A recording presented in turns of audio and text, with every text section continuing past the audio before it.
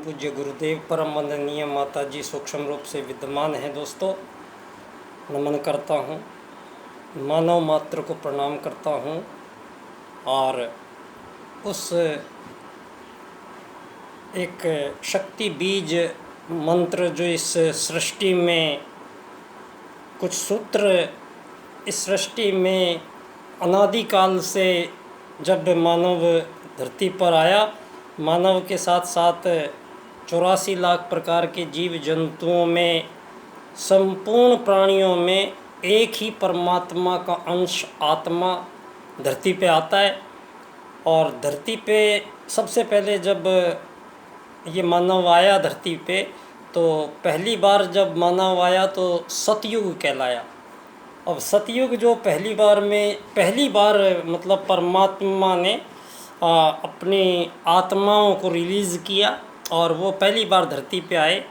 तो धरती पे ये धरती जो ग्रह है ये इतना विशिष्ट है कि पूरे ब्रह्मांड में इसको निर्मित करने में कितनी बुद्धिमानी है, कितनी चमत्कारी है कि इसमें मिर्ची का एक बीज डाल दो तो मिर्चियाँ होती है, उसी के पड़ोस में गन्ना बो दो तो मीठा होता है। तो ये सारे गुणों को धारण किए हुए जो संपूर्ण चराचर जगत में, संपूर्ण पृथ्वी पर संपूर्ण मानवों को धारण करती है जो माँ धरती, वो उसको प्रणाम बारंबार।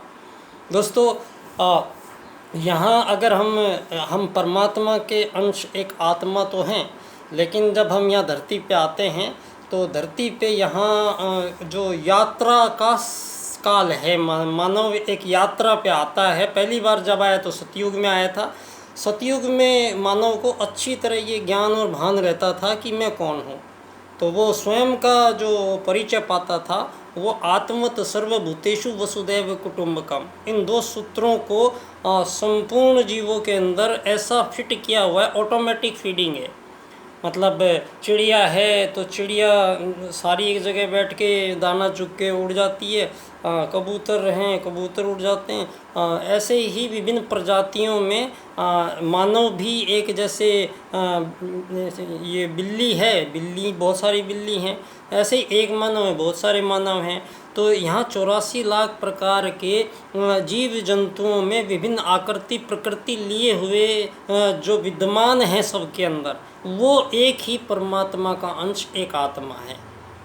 और सतयुग में जब आया तो उसको ज्ञान था कि मैं तो एक आत्मा हूँ। तो आत्मा आया है तो आया है, क्यों आया है ये तो पता पहले, सबसे पहले तो ये आदमी को यही पता रहना चाहिए कि आप यहाँ आए हो तो क्यों आए हो।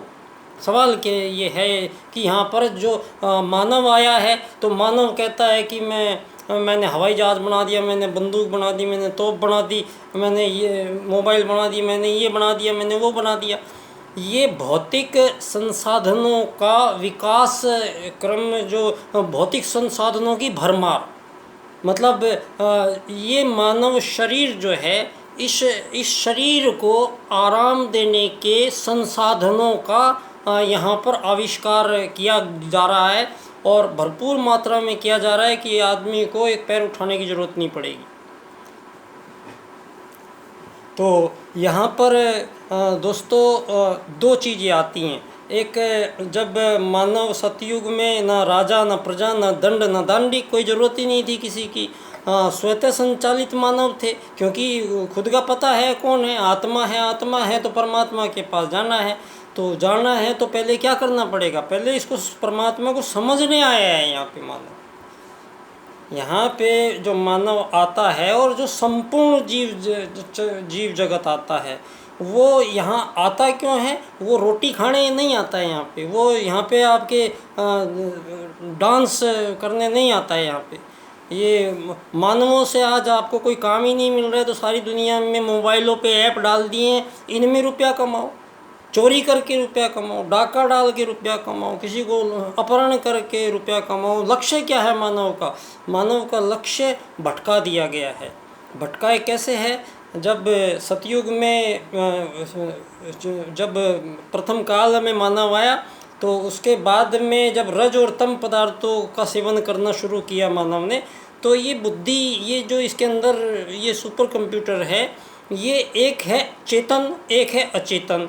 मतलब एक तो जो दिन में जागता है, एक वो रात को जो सोता है। तो हमारे शरीर में ये जो स्थूल शरीर दिखाई दे रहा है, इसके अंदर एक सूक्ष्म शरीर है, एक कारण शरीर है। और ये शरीर भी जो बना है वो अन्य में कोश से बना है, प्राण में कोश से बना है, मनो में कोश से बना है, विज्ञान में कोश से बना है, आनंद में कोश से बना है।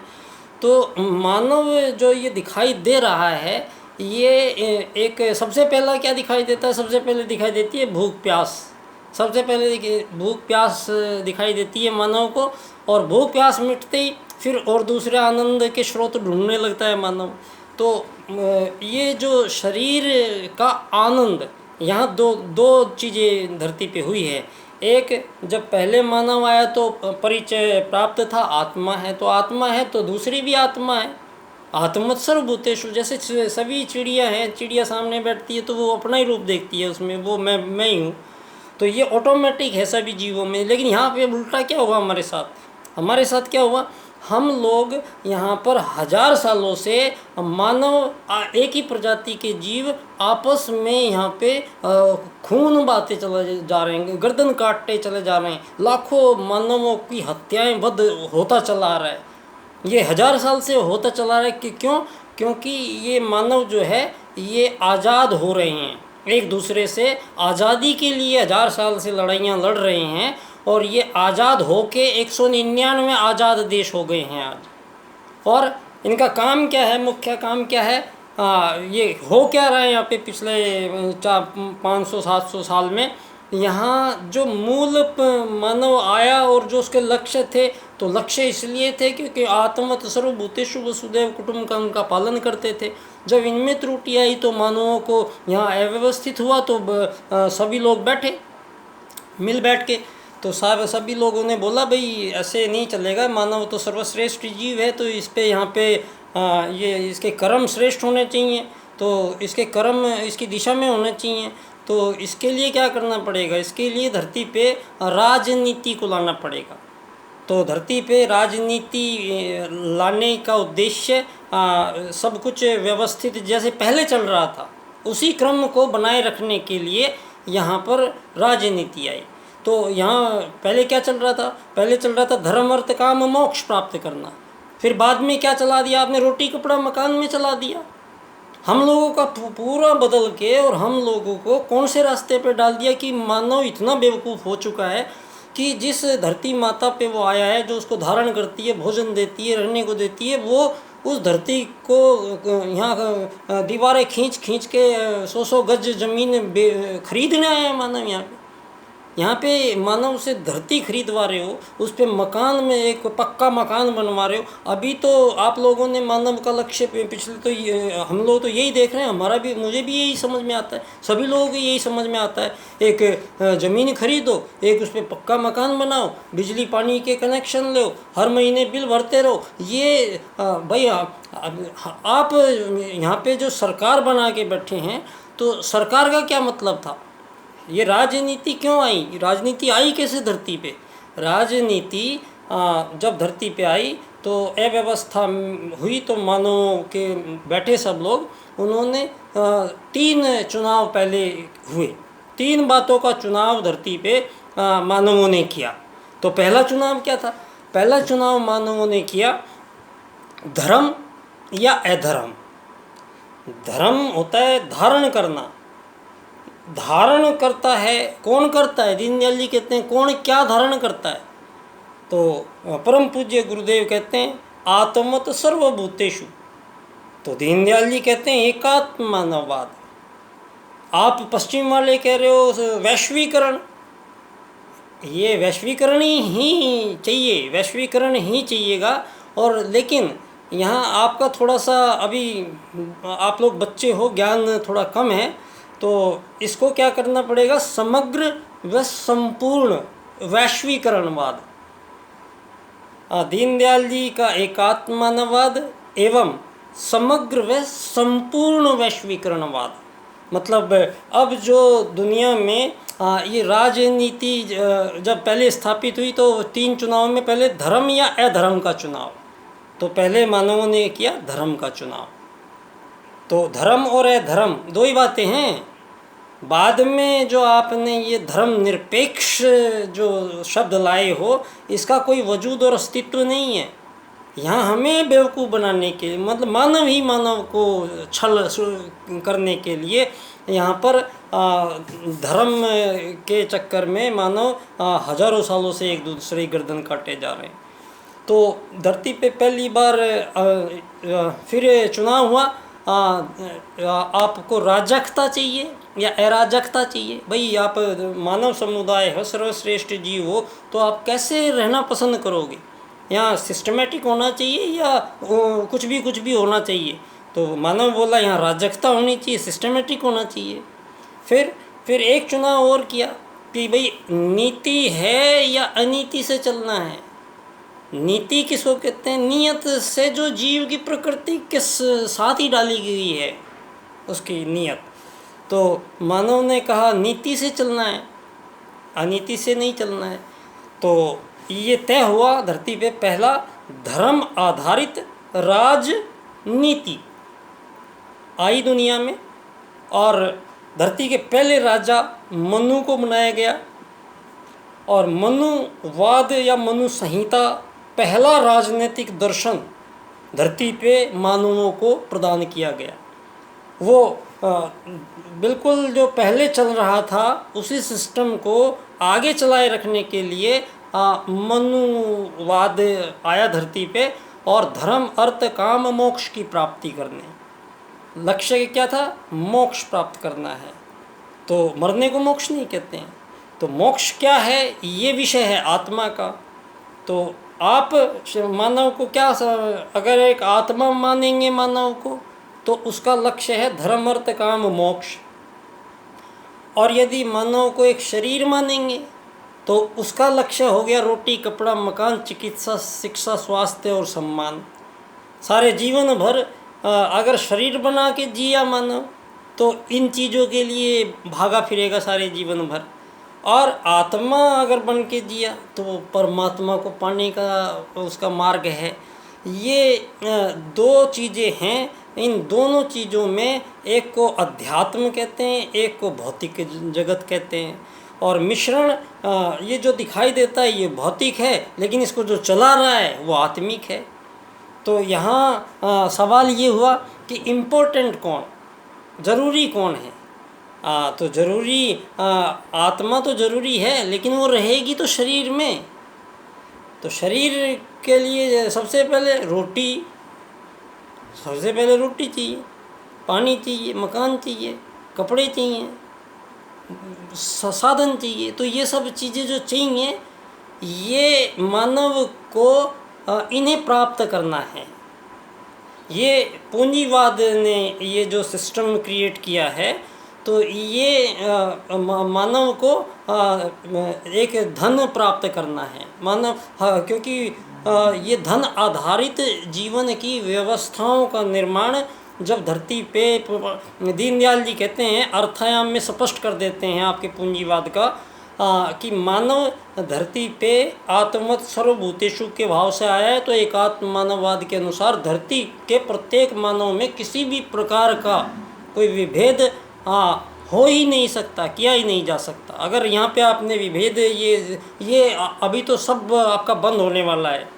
ये 1000 सालों से जो आप ये गलतियाँ हमसे ज़बरदस्ती करवा रहे हो, यहाँ आपने मानवों को अब पक्के मकान, ज़मीन खरीद के पक्के मकान बनाने आ रहा है। तो यहाँ भारत में 90-95 हज़ार बच्चे रोज़ाना पैदा हो रहे, चीन में 45,000 हो रहे। तो यहाँ एक ही दिन में 90,000 बच्चे पैदा होते रहेंगे। तो यहाँ पक्के मकान बना के आप लोगों को ध्यान होना चाहिए कि धरती का 6 से 9% जो भूखंड है धरती पे, वही केवल मानवों को रहने खाने के लिए वो उतना ही स्थान है। अब उतने स्थान में ये तो तय करना सबसे पहले ज़रूरी है कि इतने से स्थान में कितने मानव रह सकते हैं। जब ये तय नहीं है तो यहाँ पे तो सब उजूल बुजूल हो रखा है, सब उल्टे रास्ते चल रहे हैं और अपने आप को ज्ञानी कह रहे हैं दुनिया। यहाँ सारी दुनिया ऐसी मदमस्त चली जा रही है कि वो भेड़ बना के रखा है सबने। ये भेड़ कैसे आज़ादी करा रहे हैं, धन बीच में ले आए। धन, दीनदयाल जी कहते हैं मानव मानव से यदि कोई वस्तुओं का आदान प्रदान होता करेगा या कोई मानव की सहायता सेवा लेगा तो बदले में क्या देगा? बदले में कुछ नहीं देता है, लेना देना कुछ नहीं है यहाँ पे। कैसे? क्योंकि यहाँ प्रकृति में 84 लाख प्रकार के जीव जंतुओं को सभी एक ही भाव से आत्मवत् सर्वभूतेषु के भाव को मानते हैं। तो एक मानव ये आत्मवत् सर्वभूतेषु के विरुद्ध जाके आपने एक ये धन को क्रिएट किया, और इस धन से अमीर गरीब मालिक नौकर ये आपने कैटेगरी बना दी। और कितनी कैटेगरीज बनाई, और आपने बनाई विकसित, अति विकसित, अल्प विकसित, विकासशील। आपने फिर G5, G10, G20, फिर आपने यहाँ 2020 खेल रहे हो आप हमारे साथ। यहाँ पे ये सारी दुनिया में आज़ाद सरकारें लेके जिसको बोल रहे हैं आप, ये एक भी देश की सरकार आज़ाद नहीं है। कैसे नहीं है? आज़ाद हो नहीं सकता है मानव से। एक ही प्रजाति के जीव में आज़ादी नहीं हो सकती है। ये बात मैं कितनी बार चिल्ला के कहनी पड़ेगी। आप आज़ादियों की जय जयकार करने वालों को ये समझाना पड़ेगा कि अगर हम ये कहते हैं कि हम आज़ाद हैं, स्वतंत्र हो, हम आज़ादी मना रहे हैं, खुशी मना रहे हैं, तो सवाल ये उठता है फिर कि आप आज़ाद कब हुए? तो ये फटाक से एक जवाब दिया जाता है 1947 में आज़ाद हुए। तो उससे पहले क्या था? 1900 साल मतलब हुए हैं मानव को आए हुए धरती पे। आप ये कहते हो, आप कह रहे हो कि सारे 2000 साल हुए हैं मानव को आए हुए। यहाँ इस बात पे तो यहाँ पर देशों की सरकारें गिरती रही और बनती रही। यहाँ दुनिया में ये जो भगवान का क्लेवरों का जो उपयोग किया गया राजनीति की शय पे हुआ है। ये सब राजनीति ने, जो वो धर्म आधारित राजनीति थी, वो धर्म को अलग कर दिया, धर्म विभाग दुनिया में अलग कर दिया और राजनीति अलग कर दी। अब सारे धार्मिक संस्थान अपने अपने अनुयायियों की संख्या बढ़ाने में लग रहे हैं और सारे एक ही बात बोलते हैं, सारे एक ही बात बोलते हैं। लेकिन वो बोलने से क्या, उसका पालन कौन करेगा? पालन हो कैसे? आप कह रहे हो यहाँ पे एकात्ममानववाद में जिएंगे सब लोग, तो यहाँ पे ये अमीर गरीब मालिक नौकर का क्या है ये? जब तक आप बच्चे को जब धरती पे आता है तो पैदा होने से पहले ही आप उसको कर्जदार बता देते हो। ये कर्जा क्या होता है उसको पता ही नहीं है, धन क्या है उसको पता ही नहीं है। आपने मानव को, वो जो आत्मा आई है जो सब कुछ लेके आई है यहाँ पे, तो ये सारी दुनिया की ये मेरा सवाल है कि ये सारी दुनिया में जब ये राजनीति अलग अलग बनी है तो मानवों को आप लोगों ने कैसे ट्रीट किया है सारी दुनिया में? तो दोस्तों, यहाँ ऐसा क्या समस्या आ गई है, इस बात पर तो चिंतन होना चाहिए था, इस बात पर विचार होना चाहिए था कि ये जो मानव आपस में ही सब लड़ रहे हैं, तो हमें दूसरे जीव तो कोई नहीं लड़ रहा है आज़ादी के लिए। तो हो नहीं सकती है जो चीज़, आपको धरती खरीद के मालिक बन नहीं सकते आप तो यात्री हो, आपको अधिकार ही नहीं है यहाँ पे धरती पे किसी भी चीज़ को खरीदने बेचने का। मालिक लिखने का तो अधिकार ही नहीं है। मालिक धरती पे पूरे ब्रह्मांड का एक ही मालिक है। और आप यहाँ 100 गज ज़मीन का पट्टा काट के कागज़ में लाइन बना के खड़े कर रहे हैं इंसानों को बस। कब से? जब हमारी धर्म आधारित राजनीति को, मनुवाद को तिरस्कार, वो भी गलती हमारी थी।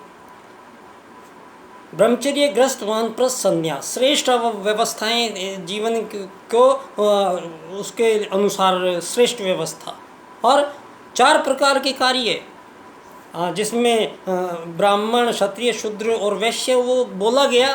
तो वो काम करने वालों का समूह था। जो पढ़ाना शुरू कर टीचर हैं उनको ब्राह्मण, जो क्षत्रिय थे उनको ताकतवर थे उनको क्षत्रिय। मतलब मानव को 4 प्रकार के कार्य आज भी हो रहे हैं। आज भी आपकी सफाई कोई ना कोई कर रहा है। आज उसको हरिजन नहीं, मिस्टर हरिजन कह देंगे। काम तो वही कर रहा है। काम आपका सब साफ सफाई हो रही है दुनिया में। आप ये सुरक्षा के नाम पे मानवों को ये सीमा रेखाएं खींच के और इंसानों को भर्ती कर के और सेनाएं खड़ी कर करके और इन छोटी छोटी सीमा रेखाओं पे ये गोला बारूद बरसाते जा रहे हो एक दूसरे के ऊपर। आप लोगों से ये सवाल कोई नहीं ये पद्धति ही नहीं बनाई आपने। आपने ये लोकतंत्र जिसको कहा है, कौन लोग जो वोट डालने आएंगे, वोट डालने कौन आएगा? वोट डालने सबसे पहले साहूकार आएगा, फिर कर्जदार आएंगे, फिर एक अमीर आएगा, फिर बहुत सारे गरीब आएंगे, फिर एक मालिक आएगा, फिर बहुत सारे नौकर आएंगे। तो ये मालिक के विरुद्ध नौकर वो वोट डालेगा? ये साहूकार जिससे रोटी खाते हैं उसके वो कहेगा, उसके विरुद्ध वोट डालेंगे क्या आपके लोकतंत्र में? और ये लोकतंत्र में आपकी वोटिंग कितनी है? 100% वोटिंग तो आज तक भी नहीं है। तो कम्प्लीटली सक्सेसफुल तो इसको कहा ही नहीं जा सकता है। मतलब गुंजाइश है। आप इसी को अंतिम मान के और हम सब मानवों का यहाँ पे चिथड़े कत्लेआम करने पे उतारू हो, परमाणु बम से यहाँ मानवों को मारते हो आप लोग। यहाँ जीवाणु बम, यहाँ चीन कोरोना से मारता है दुनिया को, यहाँ पे मानव ही मानव को मारता है। और आप वोट ले लेते हो और दुनिया में ये 2-3 पार्टियाँ हैं हर देश में, ये इनके कार्यालय खुले हुए हैं और ये पार्टियां हर 4-5 साल में ये चुनाव काहे के लिए होते हैं भाई? चुनाव की क्या ज़रूरत है धरती पे? जब ये तो विभाग है, विभाग से बना दिया, बन गया, तो उसमें बार बार ये चुनाव का ये एक भ्रम पैदा करता है। ये चुनाव इसमें बिजी रखता है, एक आपको डाइवर्ट करने के लिए ये चुनाव है। चुनाव में अभी चुनाव होंगे, पहले कांग्रेस थी तो कांग्रेस आर्थिक उदारीकरणवाद को ये पहले ही देश आज़ाद हुआ 1947 में। 1942 में भारत से ये हस्ताक्षर लिए गए कि आप जब आज़ाद होंगे तो आज़ादी के बाद आपको कौन से रास्ते से चलना पड़ेगा? तो पूंजीवाद से चलना पड़ेगा। तो सारी दुनिया में ये जो आज़ाद देश बना के आज़ाद बांटी गई आज़ादियों के सर्टिफिकेट साइन करने वालों ने, ये कौन साइन कर रहे हैं? ये कौन आज़ाद करके दे रहा है हमें? ये कौन ठप्पा लगा के बता रहे हैं हम आज़ाद हैं? और हम 1947 में आज़ाद हुए ये कहेंगे क्या? हम तो हमेशा से स्वतंत्र थे, हम तो कभी गुलाम ही नहीं थे। ये कोई 100-200 500 साल में 700 साल में कोई ज़बरदस्ती आके और आपको आक्रमण करके और आपने बंधक बनाए लोगों को, दास बनाया लोगों को, लोगों से आपने जानवरों के जैसे काम लिए। यहाँ पर हमारे देश की ये पद्धति नहीं थी। हमारे तो मेहमान भगवान के समान था। तो जो पद्धति आई, ये विकृति जो आई है मानव जीवन की, जो जितनी भी विकृतियाँ आई हैं ये सब बाहर से आयातित हैं। स्वयं जो हमारा सनातन है उससे अगर हम चर्चा करेंगे तो सारा सॉल्यूशन हो जाएगा। सनातन में आत्मत सर्वभूतेषु वसुदैव कुटुम्बकम। इस बार क्या होगा? इस बार युग परिवर्तन है। तो कौन कर रहे हैं? स्वयं महाकाल कर रहे हैं। कैसे कर रहे हैं? पूरी युग निर्माण योजना लेके आए हैं और पूरा का पूरा आप लोग अगर देख सकते हो तो देख सकते होंगे परम पूज्य गुरुदेव का जो युग परिवर्तन का जो वो अंतिम अवसर है, संभवतः वो शुरू हो चुका है, जिसमें गुरु जी ने उल्टे को उलट कर सीधा कर दो। गायत्री परिवार को एक इस सूत्र को भी याद रखना है। ये परम पूज्य गुरुदेव ने स्पष्ट घोषणा है कि सारी धरती को एक ही धुरी पे इकट्ठी करेंगे। सारी धरती पे एक ही मानव, एक ही धर्म, एक ही सब कुछ होगा मानवों का। ये परम पूज्य गुरुदेव ने घोषणा की है। तो गुरुदेव जो पूरे युग का परिवर्तन कर रहे हैं, वो जो स्वयं महाकाल आए हैं, तो उन्होंने सारे क्षेत्रों में अपनी बात की है, लेकिन राजनीति में कभी नहीं गए। तो राजनीति को कैसे छोड़ देते? परम पूज्य गुरुदेव शांति कुंज कोई राजनीतिक गतिविधियों में हिस्सा नहीं लेता है, तो क्या गुरुजी ने राजनीति को ऐसे ही छोड़ दिया? बिना राजनीति के यहाँ युग कैसे परिवर्तन होगा? ये तो हो ही नहीं सकता था। तो लेकिन ये ऐसा गुपचुप सा हुआ काम कि ये किसी की समझ में नहीं आई बात। ये अब मुझे भी अब समझ में आई है, ये 1.5-2 साल से। दोस्तों, परम पूज्य गुरुदेव आमल खेड़ा आगरा में जन्मे थे, और आगरा के ही दीनदयाल उपाध्याय जी थे, उन चंद्रभान नंगला गांव के। तो इन और दोनों गुरुजी भी उपाध्याय थे, वो भी दीनदयाल जी भी उपाध्याय थे। और इन गुरुजी से जो स्वयं आए हैं, तो उसी क्षेत्र में कोई व्यक्ति आएगा, कोई काम करेगा, तो गुरुजी से कैसे बच सकते हैं। तो ये दोनों का मिलन, ये क्रमशः मुझे जहाँ तक मेरा आइडिया लग रहा है, ये मतलब एक दूसरे को गुरुजी का और दीनदयाल जी का परिचय, जब गुरुजी युवावस्था में अपनी तप कर रहे थे, उसी 6-7 साल छोटे थे दीनदयाल जी। तो दीनदयाल उपाध्याय जी का एक चित्र मैंने आप लोगों को दिया भी था। सीढ़ियों पर बैठे हैं गुरुजी, और तीसरी नीचे उस पर दीनदयाल जी बैठे हैं, और उनकी बैठने की और उनकी बात करने के एंगल की आप स्टडी करने वाले अगर लोग हैं, तो ये मैं आपको अभी दावा करता हूँ कि जो गुरुजी उस समय दीनदयाल जी को ये आत्मत सर्वभूतेषु का राजनीतिक सूत्र राज की नीति में स्थापित करने का उनको काम दिया गया। तो परम पूज्य गुरुदेव ने राजनीति के पुनर्निर्धारण का, राज की नई नीति लिखने का जो काम है, वो परम पूज्य गुरुदेव ने दीनदयाल जी को दिया। और दीनदयाल जी संघ में जाके, और संघ के बाद उन्होंने उत्तर प्रदेश में अखंड दीपक को साक्षी रख के, और उन्होंने भारतीय जनसंघ पार्टी की स्थापना की। उसके 1 महीने बाद फिर इसको राष्ट्रीय स्तर की पार्टी बनाया गया, और डॉक्टर श्यामा प्रसाद मुखर्जी को उसका अध्यक्ष बनाया गया। दीनदयाल उपाध्याय जी को जो काम सौंपा था, एक ऐसा साधक जो राजनीति में जो आजीवन विवाह नहीं किया, इतनी समस्याएं तो शायद ही किसी ने झेली हो धरती पे, जितनी दीनदयाल जी के साथ सब मौतें होती रही उनकी। सभी 17-18 साल के हुए तो उनका कोई, सब मर गए उनके परिवार में, कोई नहीं बचा था। तो वो उस हाल में आगे बढ़ते रहे, वो दुखों के अंदर और निखरते गए। वो सारे राजस्थान को टॉप किया उन्होंने, सीकर से भी और अलवर से भी, महाराजा से वहाँ छात्रवृत्ति प्राप्त की। यहाँ से जाते ही आरएसएस में चले गए।